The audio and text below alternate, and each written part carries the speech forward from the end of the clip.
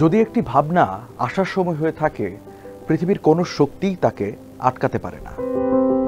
3 দশকের বেশি সময় আগে এই বার্তা দিয়েছিলেন মনমোহন সিং। রাজনীতিতে যুক্ত হওয়ার সময়ে একজন অর্থনীতিবিদের দেওয়া সেই বার্তা আজও হয়তো ভারতীয়দের মনে গেঁথে আছে। মনমোহন সিং কর্মজীবনের শুরুতে কাজ করেছিলেন জাতিসংঘের বাণিজ্য ও উন্নয়ন সংস্থায়। এরপর শিক্ষকতা করেন দিল্লি ইউনিভার্সিটিতে। ভারত সরকারের অর্থ ও বৈদেশিক বাণিজ্য মন্ত্রণালয়ের সচিবের পদ সামলান 80-র দশকে। 1982 থেকে 3 বছর দায়িত্ব পালন করেন রিজার্ভ ব্যাংক অফ ইন্ডিয়ার গভর্নর হিসেবে।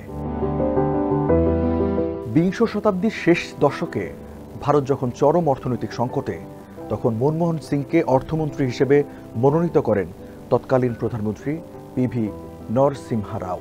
সে সময় অর্থনীতিতে বেশ কিছু সংস্কারের উদ্যোগ নেন মনমোহন সিং।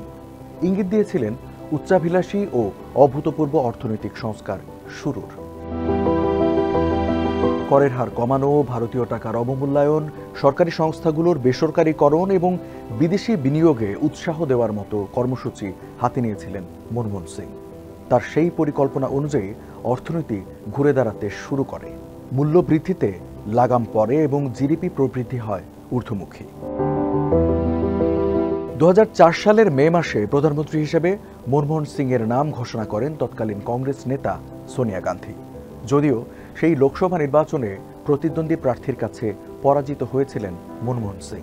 হঠাৎ প্রতিমন্ত্রিত্ব পাওয়া মনমোহন সিং পরবর্তীতে পাল্টে দিয়েছেন ভারতের অর্থনীতি, শিক্ষা ও পরমাণু খাত।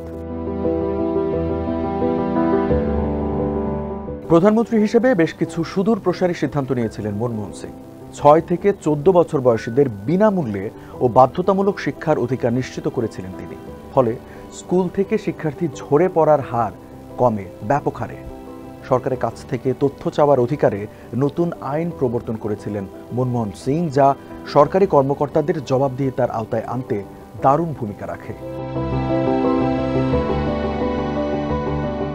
বাস্তববাদী পররাষ্ট্র নীতি অনুসরণ করতেন মনমোহন সিং। পাকিস্তানের সঙ্গে শান্তি প্রক্রিয়া চালিয়ে নিয়েছিলেন তিনি।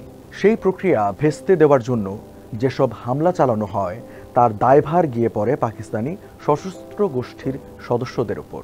চীনের সঙ্গে সীমান্ত বিরোধ মেটাতে নাথু লা দিয়ে তিব্বতের সঙ্গে 40 বছর বন্ধ থাকা একটি ব্যবসায়িক রুট চালু করেছিলেন তিনি। আফগানিস্তানকেও দিয়েছিলেন বাড়তি অর্থ সহায়তা, করেছিলেন আফগানিস্তান সফরও। প্রধানমন্ত্রিত্বের প্রায় পুরো সময় ধরে ভারতীয় অর্থনীতি পাল্টানোর কাজে ব্যস্ত থাকতে হয়েছে অর্থনীতিবিদ মনমোহন সিংকে।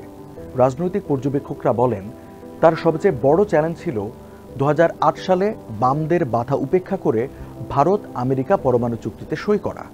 সে সময়ে ক্ষমতাসীন ইউপিএ সরকারের ওপর থেকে সমর্থন প্রত্যাহারের সিদ্ধান্ত নেয় সিপিএম সহ বাম দলগুলো।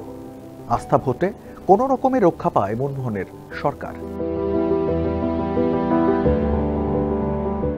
ভারতের প্রথম শিখ প্রধানমন্ত্রী ডক্টর মনমোহন সিং।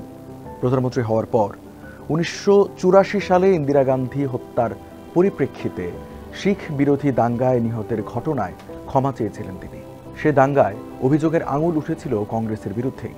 ভারতের জনগণের জন্য আশীর্বাদ হয়ে থাকবে প্রধানমন্ত্রী মনমোহন সিং এর এমন বেশ কিছু সুদূর প্রসারী চিন্তা ও পদক্ষেপ।